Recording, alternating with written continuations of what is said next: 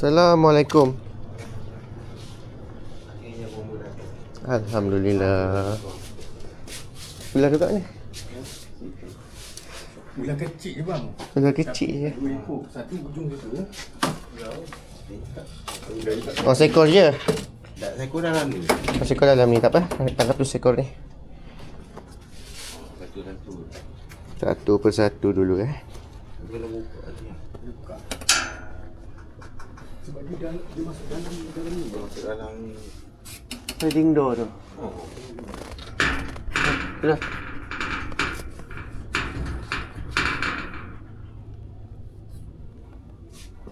Ni anak ular ni.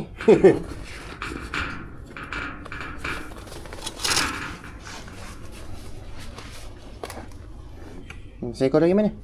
Dalam. Dalam ni. Nak buka. Boleh tengok dari dalam ke? Ke kau boleh tolak? Bukan dalam ni, dalam pising. Dalam.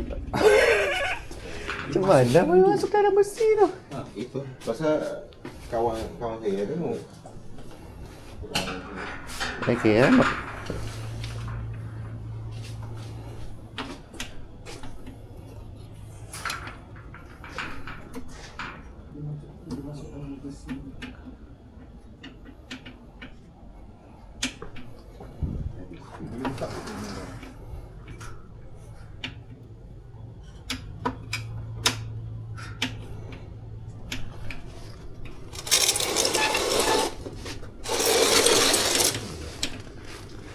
Dia masuk dalam ni.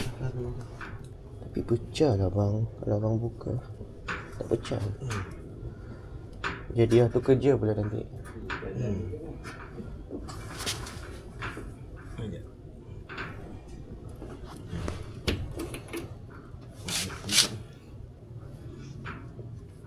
Ada bukan karung ke tak ada pun tekor.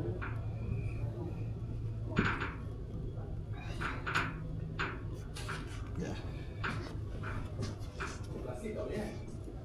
Pasti kalau keras sikit okey lah, pasti berat ke.